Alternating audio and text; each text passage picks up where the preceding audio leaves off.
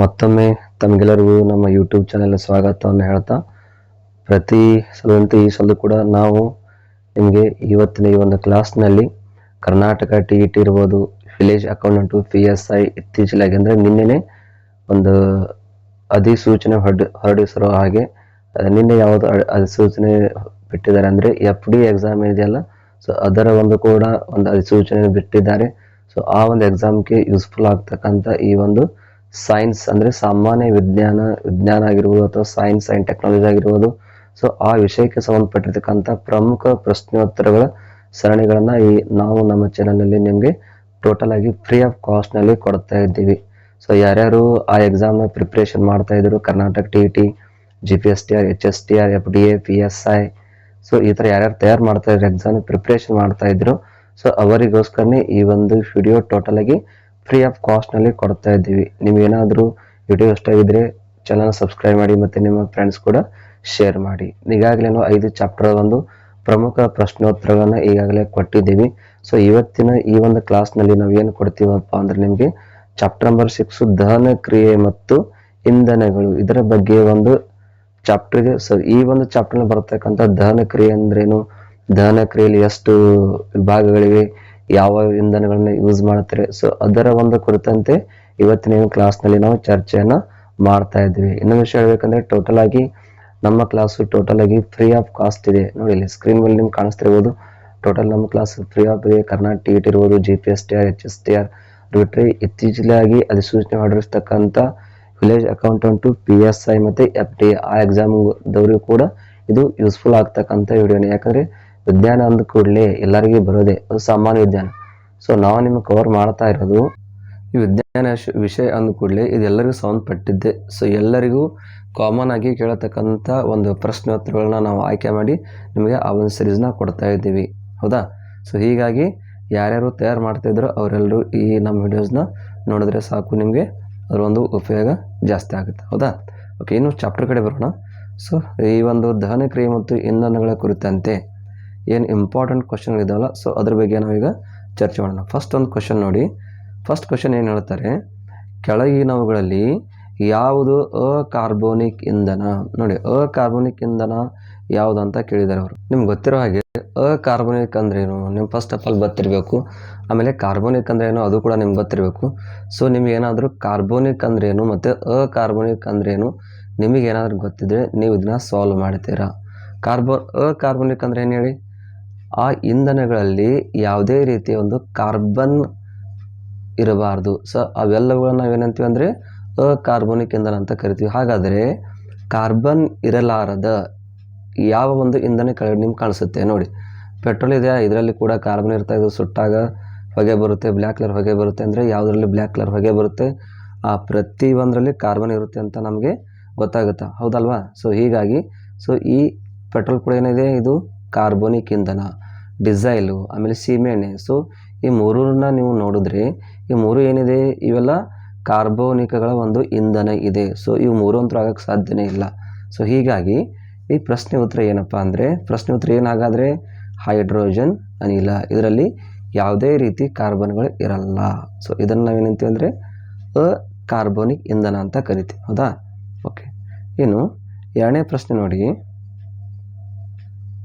ಇಂಗಾಲವನ್ನು ಅಂದರೆ ಇಂಗಾಲ ಅಂದ್ರೇನು? ಕಾರ್ಬನ್. ಸೊ ಈ ಕಾರ್ಬನನ್ನು ಒಳಗೊಂಡಿರುವ ಇಂಧನಗಳನ್ನು ಯಾವ ಇಂಧನ ಅಂತ ಕರೀತಾರೆ? ನಾನು ನಿಮ್ಗೆ ಜಸ್ಟ್ ಹೇಳಿದ್ದೆ, ಕಾರ್ಬನ್ ಒಳಗೊಂಡಿರುವ ಇಂಧನಗಳನ್ನು ಯಾವ ಇಂಧನಗಳಂತ ಕರೀತಾರೆ? ನೋಡಿ, ಯಾವ ಇಂಧನಗಳಂತ ಕರೀತಾರೆ? ನೋಡಿ, ಕಾರ್ಬೋನಿಕ್ ಇಂಧನ ಅಂತ ಕರೀತಾರೆ. ಅಕಾರ್ಬೋನಿಕ್ ಅಂತೂ ಕರೆಯಲ್ಲ, ಹೌದಾ? ಇದಂತೂ ಕರೆಯಲ್ಲ. ಸೊ ಕಾರ್ಬೋನಿಕ್ ಅಂತ ಕರೀತಾರೆ, ಹೌದಾ? ಜೈವಿಕ ಅನಿಲ, ಇದು ಕೂಡ ಇದರ ಸರಿಯಾದ ಆನ್ಸರ್. ಕಾರ್ಬೋನಿಕ್ ಕೂಡ ಇದರ ಸರಿಯಾದ ಆನ್ಸರ್. ಈ ಜೈವಿಕ ಅನಿಲ ಹೇಗೆ ಸರಿಯಾಗಿ ಆಗುತ್ತೆ ಅಂದರೆ, ಈ ಜೈವಿಕ ಅನಿಲದಲ್ಲಿ ಏನಿರುತ್ತೆ? ಮಿಥೇನ್ ಗ್ಯಾಸ್ ಇರುತ್ತಲ್ವಾ? ಸೊ ಹೀಗಾಗಿ ಆಪ್ಷನ್ ನಂಬರ್ ಅ ಮತ್ತು ಆಪ್ಷನ್ ನಂಬರ್ ಕ ಇವೆರಡು ಇದರ ಸರಿಯಾದ ಉತ್ತರ. ಸೊ ಹೀಗಾಗಿ ಈ ಪ್ರಶ್ನೆ ಉತ್ತರ ಏನು ಬರ್ತಪ್ಪ ಅಂದರೆ ಅ ಮತ್ತು ಕ, ಅಂದರೆ ಕಾರ್ಬನ್ಗಳನ್ನು ಒಳಗೊಂಡಿರ್ತಕ್ಕಂಥ ಇಂಧನ. ನಿಮ್ಗೆ ಆಪ್ಷನ್ ಏನು ಕೊಟ್ಟಿರ್ತಾರೆ ಅದ್ರ ಮೇಲೆ ನಿಮ್ಮ ಆನ್ಸರ್ ಡಿಪೆಂಡ್ ಆಗಿರುತ್ತೆ. ಇನ್ನು ಕೆಲವೊಂದು ಟೈಮಲ್ಲಿ ಜೈವಿಕ ಅನಿಲ ಕೊಟ್ಟಿಲ್ಲ ಅಂದರೆ ಅವಾಗ ಅ ಮತ್ತು ಕ ಎರಡು ಬರಲ್ಲ, ಕೇವಲ ನೀವು ಕಾರ್ಬನಿಕ್ ಅಂತ ಅಷ್ಟೇ ಬರೀಬೇಕಾಗುತ್ತೆ, ಹೌದಾ? ಸೊ ಹೀಗಾಗಿ ನಿಮ್ಗೆ ಆನ್ಸರ್ ಯಾವ ಥರ ಕೊಟ್ಟಿರ್ತಾರೆ ನೀವು ಆನ್ಸರ್ನ ಆ ಥರ ರೈಟ್ ಮಾಡಿ, ಆಯಿತಾ? ಓಕೆ. ಇನ್ನು ಮೂರನೇ ಒಂದು ಕ್ವಶನ್ ನೋಡಿ, ಥರ್ಡ್ ಕ್ವಶನ್ ಏನಿದೆ, ಎಲ್ ಪಿ ಜಿಯಲ್ಲಿ ಯಾವ ಘಟಕಗಳಿರುತ್ತೆ? ಎಷ್ಟು ಈಜಿ ಕ್ವಶನ್ ಇದೆ ನೋಡಿ. ಎಲ್ ಪಿ ಜಿಯಲ್ಲಿ ಯಾವ ಘಟಕಗಳಿರುತ್ತವೆ? ಫಸ್ಟ್ ಆಪ್ಷನ್ ಏನಿದೆ? ಬ್ಯೂಟೇನ್ ಇದೆ. ಸೆಕೆಂಡ್ ಆಪ್ಷನ್ ಐಸೋಬ್ಯೂಟೇನ್ ಇದೆ. ಥರ್ಡು ಪ್ರೊಪೇನು. ಫೋರ್ತು ಮೇಲಿನ ಎಲ್ಲ ಘಟಕ. ಯಾವ್ದು ಆನ್ಸರ್ ಕರೆಕ್ಟ್ ಹೇಳಿದ್ರಲ್ಲಿ? ಎಲ್ಲ ಆನ್ಸರ್ ಕರೆಕ್ಟ್ ಇದೆ. ಸೊ ಎಲ್ಲ ಆನ್ಸರ್ ಕರೆಕ್ಟ್ ಇದೆ. ಸೊ ಹೀಗಾಗಿ ಮೇಲಿನ ಎಲ್ಲ ಘಟಕಗಳು ಎಲ್ ಪಿ ಜಿ ಗ್ಯಾಸ್ನಲ್ಲಿ ಇರುತ್ತವೆ. ನಿಮ್ಗೆ ಗೊತ್ತಿರಲಿ, ಬ್ಯೂಟೇನ್ ಕೂಡ ಇದರಲ್ಲಿ ಇರುತ್ತೆ, ಹೌದಾ? ಐಸೋಬ್ಯೂಟೇನ್ ಕೂಡ ಇದರಲ್ಲಿ ಇರುತ್ತೆ, ಇದು ಕೂಡ ಕರೆಕ್ಟ್ ಆನ್ಸರೇ. ಪ್ರೊಪೇನ್ ಕೂಡ ಅದರಲ್ಲಿ ಇರುತ್ತೆ, ಸೊ ಇದು ಕೂಡ ಕರೆಕ್ಟ್ ಆನ್ಸರೇ.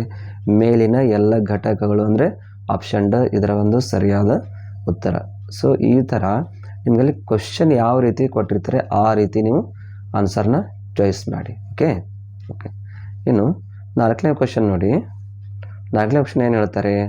ಹೈಡ್ರೋಜನ್ ಇದು ಯಾವ ಅನಿಲದ ಘಟಕವಾಗಿದೆ?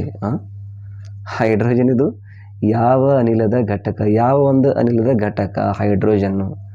ಯಾವುದಿರ್ಬೋದು ಹೇಳಿ? ಹೈಡ್ರೋಜನ್ ಇದು ಯಾವ ಅನಿಲದ ಘಟಕ? ಯಾವ ಅನಿಲ ಹೇಳಿ? ಜೈವಿಕ ಅನಿಲ ಆಗುತ್ತಾ? ಎಲ್ ಪಿ ಜಿ ಆಗುತ್ತಾ? ನೈಸರ್ಗಿಕ ಅನಿಲ ಆಗುತ್ತಾ? ಅಥವಾ ಯಾವುದನ್ನೇ ಆಗಲ್ಲ? ಯಾವುದಾಗುತ್ತೆ ಹೇಳಿ? ಜೈವಿಕ ಅನಿಲ. ಇದರ ಒಂದು ಉತ್ತರ ಏನಪ್ಪ ಅಂದರೆ ಜೈವಿಕ ಅನಿಲ. ಜೈವಿಕ ಅನಿಲ ಇದು ಅಂದರೆ ಹೈಡ್ರೋಜನ್ ಇದು ಜೈವಿಕ ಅನಿಲದ ಒಂದು ಪ್ರಮುಖವಾದಂಥ ಘಟಕವಾಗಿದೆ. ಎಲ್ ಪಿ ಜಿನಲ್ಲಿ ಕೂಡ ಇರುತ್ತೆ, ಇರಲ್ಲ ಅಂತ ಹೇಳ್ತಿಲ್ಲ. ಬಟ್ ಎಲ್ ಪಿ ಜಿನಲ್ಲಿ ಯಾವುದಿರುತ್ತೆ? ಬ್ಯೂಟೇನ್ ಇರುತ್ತೆ, ಐಸೋಬ್ಯೂಟೇನ್ ಇರುತ್ತೆ, ಪ್ರೊಪೇನ್, ಅದರಲ್ಲಿ ಕೂಡ ಹೈಡ್ರೋಜನ್ ಬರುತ್ತೆ. ಬಟ್ ಜೈವಿಕ ಅನಿಲ ಏನಾದರೂ ನೀವು ತಗೊಂಡ್ರೆ, ಸೊ ಜೈವಿಕ ಅನಿಲನಲ್ಲಿ ಮುಖ್ಯವಾಗಿ ಸಿಗ್ತಕ್ಕಂಥದ್ದು ನಮಗೆ ಹೈಡ್ರೋಜನ್ ಘಟಕ. ಅಂದರೆ ಇದರಲ್ಲಿ ಮಿಥೇನ್ ಇರುತ್ತಲ್ಲ. ಸೊ ಹೀಗಾಗಿ ನಮಗೆ ಆನ್ಸರು ಈ ಜೈವಿಕ ಅನಿಲನೇ ಬರೀಬೇಕಾಗ್ತದೆ. ನೀವೇನಾದರೂ ನೈಸರ್ಗಿಕ ಅನಿಲ ಅಥವಾ ಎಲ್ ಪಿ ಜಿ ಏನಾದ್ರು ತೋರಿಸಿದ್ರೆ ನಿಮ್ಮ ಆನ್ಸರು ರಾಂಗ್ ಆಗುತ್ತೆ. ಏನಾಗುತ್ತೆ? ರಾಂಗ್ ಆಗುತ್ತೆ. ಯಾಕಂದರೆ ನೀವು ನೈಸರ್ಗಿಕ ಅನಿಲ ಏನಾದರೂ ತೊಗೊಂಡ್ರೆ ಇದರಲ್ಲಿ ಏನಿರುತ್ತೆ? ಇಥೇನ್ ಮತ್ತು ನೈಟ್ರೋಜನ್ ಇರುತ್ತೆ. ಸೊ ಹೀಗಾಗಿ ಇದು ನೈಸರ್ಗಿಕ ನೈಸರ್ಗಿಕ ಅನಿಲ ಇದರ ಆನ್ಸರ್ ಆಗಲ್ಲ, ಮತ್ತು ಎಲ್ ಪಿ ಜಿ ಕೂಡ ಆಗಲ್ಲ. ಸೊ ಇದರ ಆನ್ಸರ್ ಏನಪ್ಪ ಅಂದರೆ ಜೈವಿಕ ಅನಿಲ. ಲಕ್ಷದಲ್ಲಿ ನೇರ ಬೊಟ್ಟು ಸೇಮ್ ಕಾಣಿಸ್ತದೆ, ಬಟ್ ಆನ್ಸರ್ ಮಾತ್ರ ಇದು ಆಗಲ್ಲ. ಆನ್ಸರ್ ಆಗುತ್ತೆ ಜೈವಿಕ ಅನಿಲ. ಓಕೆ. ಇನ್ನು ಐದನೇ ಒಂದು ಕ್ವಶನ್ ನೋಡಿ. ರಾಕೆಟ್ಗಳಲ್ಲಿ ಯಾವ ಇಂಧನವನ್ನು ಬಳಸ್ತಾರೆ? ನೋಡಿ, ನಿಮಗೆ ಗೊತ್ತಿರ್ಬೋದು, ಮ್ಯಾಕ್ಸಿಮಮ್ಮು ರಾಕೆಟ್ಗಳಲ್ಲಿ ಯಾವ ಇಂಧನವನ್ನು ಬಳಸ್ತಾರೆ? ರಾಕೆಟ್ನ ಹಾರಿಸ್ತಾರಲ್ವ, ಸೊ ಹಾರಿಸೋ ಟೈಮಲ್ಲಿ ಏನು ಯೂಸ್ ಮಾಡ್ತಾರೆ ಅಂತ ಕ್ವಶನ್ನ ಕೇಳಿದ್ದಾರೆ. ಸೀಮೆಣ್ಣೆ ಯೂಸ್ ಮಾಡ್ತಾರಾ? ಯೂಸ್ ಮಾಡಲ್ಲ. ಪೆಟ್ರೋಲ್ ಯೂಸ್ ಮಾಡ್ತಾರಾ? ಮಾಡಲ್ಲ. ಯಾಕಂದರೆ ಪೆಟ್ರೋಲ್ ಇರಲಿ ಅಥವಾ ಡೀಸೆಲ್ ಇರಲಿ, ಸೀಮೆಣ್ಣೆ ಇರಲಿ, ಯಾವುದೇ ರೀತಿ ಯೂಸ್ ಮಾಡಲ್ಲ. ಯಾಕಂದರೆ ಅದನ್ನು ಅಷ್ಟು ರಾಕೆಟ್ ಉಡಾವಣೆ ಮಾಡುವಾಗ ಅಥವಾ ಅದನ್ನು ಮೇಲೆ ಹಾರಿಸಿದ ಮೇಲೆ ಅಷ್ಟು ಪೆಟ್ರೋಲು, ಡೀಸೆಲ್, ಸೀಮೆಣ್ಣೆನ ಒಯ್ಯೋಕ್ಕಾಗಲ್ಲ. ಯಾಕಂದರೆ ಒಂದು ಭಾರ ಜಾಸ್ತಿ ಆಗುತ್ತೆ. ಸೊ ಹೀಗೆ ಅದನ್ನು ಯೂಸ್ ಮಾಡಲ್ಲ. ಅವ್ರು ಯೂಸ್ ಏನು ಮಾಡ್ತಾರೆ ಅಂದರೆ ದ್ರವ ಹೈಡ್ರೋಜನ್ ಮತ್ತು ಆಕ್ಸಿಜನ್ಗಳನ್ನು ಯೂಸ್ ಮಾಡ್ತಾರೆ. ಅದರ ಒಂದು ವೇಟ್ ಕೂಡ ಕಡಿಮೆ ಇರುತ್ತೆ. ಸೊ ಅದನ್ನು ಈಸಿಯಾಗಿ ಟ್ರಾವೆಲಿಂಗ್ ಮಾಡಬಹುದು. ಸೊ ಆ ಒಂದು ಉದ್ದೇಶದಿಂದ ಈ ಲಿಕ್ವಿಡ್ ಹೈಡ್ರೋಜನ್ ಮತ್ತು ಲಿಕ್ವಿಡ್ ಆಕ್ಸಿಜನ್ನ ಅಲ್ಲಿ ಇಂಧನವಾಗಿ ಬಳಸ್ತಾರೆ. ಸೊ ರಾಕೆಟ್ಗಳಲ್ಲಿ ಯಾವ ಇಂಧನ ಬಳಸ್ತಾರೆ ಅಂದರೆ liquid hydrogen and oxygen. Okay. ಇನ್ನು ಆರನೇ ಒಂದು ಕ್ವಶನ್ ನೋಡಿ. ಆರನೇ ಕ್ವಶನ್ ಏನು ಕೇಳ್ತಾರೆ? ಇದ್ದಿಲು ಉರಿಯುವಿಕೆಯನ್ನು ಯಾವ ಕ್ರಿಯೆ ಅಂತ ಕರೀತಾರೆ? ಇದ್ದಲ್ಲಿ ಉರಿತಾ ಇದೆ, ಅದು ಯಾವ ಕ್ರಿಯೆ ಅಂತ ಕೇಳ್ತಾರೆ. ಯಾವ ಕ್ರಿಯೆ ಆಗಿರ್ಬೋದು? ಏನು ದಹನ ಕ್ರಿಯೆ ಆಗುತ್ತಾ, ಅಥವಾ ಉಷ್ಣ ಕ್ರಿಯೆ ಆಗುತ್ತಾ, ರಾಸಾಯನಿಕ ಕ್ರಿಯೆ ಆಗುತ್ತಾ, ತಟಸ್ಥೀಕರಣ ಕ್ರಿಯೆ ಆಗುತ್ತಾ ಅಂತ ಕೇಳ್ತಾರೆ. ಸೊ ಒಂದೊಂದಾಗಿ ನೋಡ್ಕೋತೋಣ. ತಟಸ್ಥೀಕರಣ ತೊಗೊಂಡ್ರೆ ಆಗುತ್ತಾ? ಆಗಲ್ಲ. ಯಾಕಂದರೆ ತಟಸ್ಥೀಕರಣ ಅಂದರೆ ಏನು? ನ್ಯೂಟ್ರಲೈಸೇಷನ್ ರಿಯಾಕ್ಷನ್ನು, ಅಂದರೆ ಆ್ಯಸಿಡ್ ಬೇಸು ರಿಯಾಕ್ಟ್ ಆಗಿ ಸಾಲ್ಟ್ ಮತ್ತು ವಾಟರ್ ತಯಾರಾಗೋದು ಈ ಒಂದು ತಟಸ್ಥೀಕರಣ ಕ್ರಿಯೆಯಲ್ಲಿ, ಹೌದಾ? ಇನ್ನು ಉಷ್ಣ ಕ್ರಿಯೆ ಅಂತ ತೊಗೊಂಡ್ರೆ, ಆಮೇಲೆ ರಾಸಾಯನಿಕ ಕ್ರಿಯೆ ಅಂತೂ ಆಗಲ್ಲ. ಉಷ್ಣ ಕ್ರಿಯೆ ನಿಯರ್ಲಿ ಆಗಬಹುದು. ಯಾಕಂದರೆ ಇದ್ದಲ್ಲಿ ಸುಡುವಾಗ ಅಲ್ಲಿ ಉಷ್ಣತೆ ಬಿಡುಗಡೆ ಆಗುತ್ತೆ, ಬಟ್ ಇದು ಕೂಡ ಆನ್ಸರ್ ಆಗಲ್ಲ. ಇದರ ಸರಿಯಾದ ಉತ್ತರ ಏನಪ್ಪ ಅಂದರೆ ದಹನ ಕ್ರಿಯೆ ಅಂತ ನಾವು ಕರಿತೀವಿ. ಇದ್ದಿಲು ಉರಿತಾ ಇದೆ, ಅದು ಯಾವ ಕ್ರಿಯೆ? ದಹನ ಕ್ರಿಯೆ, ಉಷ್ಣ ಕ್ರಿಯೆ ಅಲ್ಲ. ಲಕ್ಷ್ಯದಲ್ಲಿಡಿ. ಇದರ ಆನ್ಸರ್ ಏನಪ್ಪ ಅಂದರೆ ದಹನ ಕ್ರಿಯೆ. ಇದು ಆಪ್ಷನ್ ಅ ಮತ್ತು ಆಪ್ಷನ್ ಬಿ ಎರಡು ನಿಯರ್ಲಿ ಸೇಮ್ ನೋಡೋಕೆ ಕಾಣಿಸುತ್ತೆ, ಬಟ್ ಆನ್ಸರ್ ಯಾವುದು ಕರೆಕ್ಟ್ ಅಂದರೆ ದಹನ ಕ್ರಿಯೆ, ಹೌದಾ? ಓಕೆ. ನೆಕ್ಸ್ಟ್ ಒಂದು ಕ್ವಶನ್ ನೋಡುವ. ಓಕೆ, ನೆಕ್ಸ್ಟು 7ನೇ ಕ್ವಶನ್ ನೋಡಿ.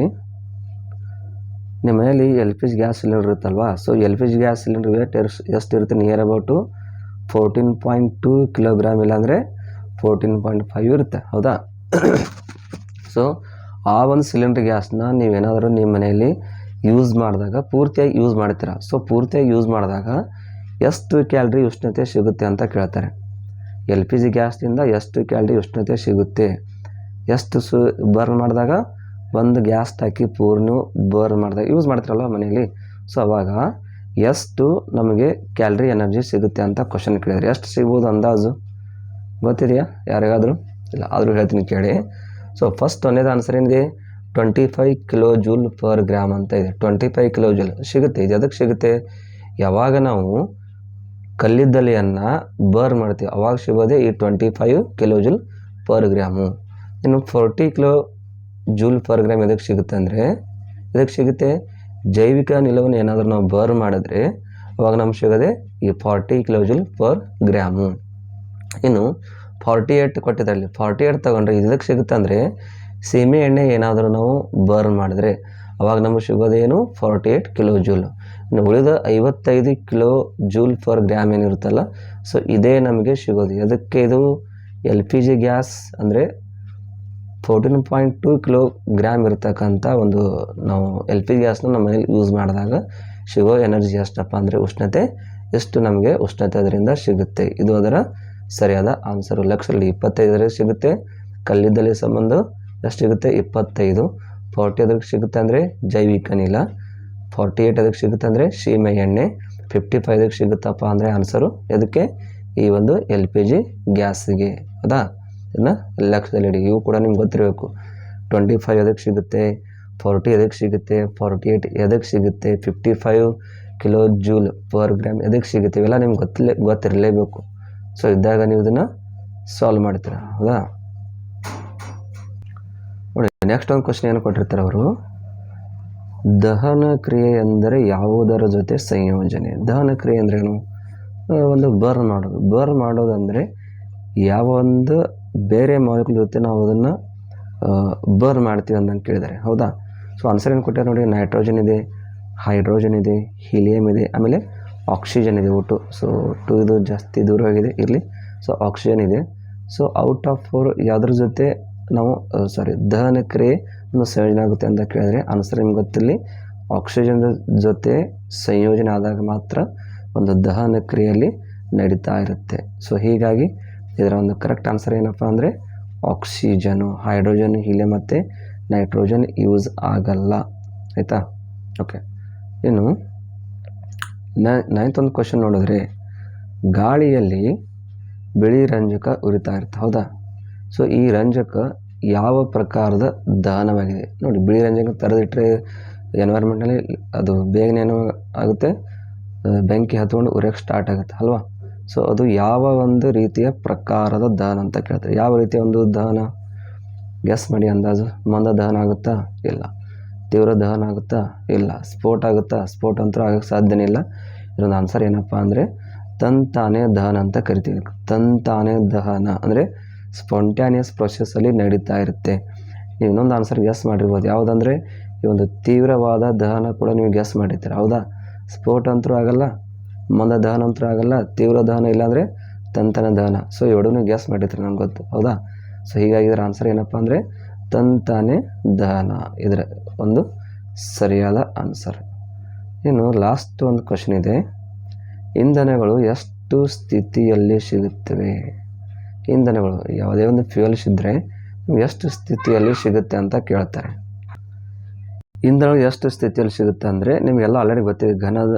ಘನದಲ್ಲಿ ನಮಗೆ ಸಿಗುತ್ತೆ, ದ್ರವದಲ್ಲಿ ಸಿಗುತ್ತೆ, ಮತ್ತು ಗ್ಯಾಸಿಯಸ್ ಸ್ಟೇಟ್ನಲ್ಲಿ ಕೂಡ ನಮಗೆ ಸಿಗುತ್ತಲ್ವಾ?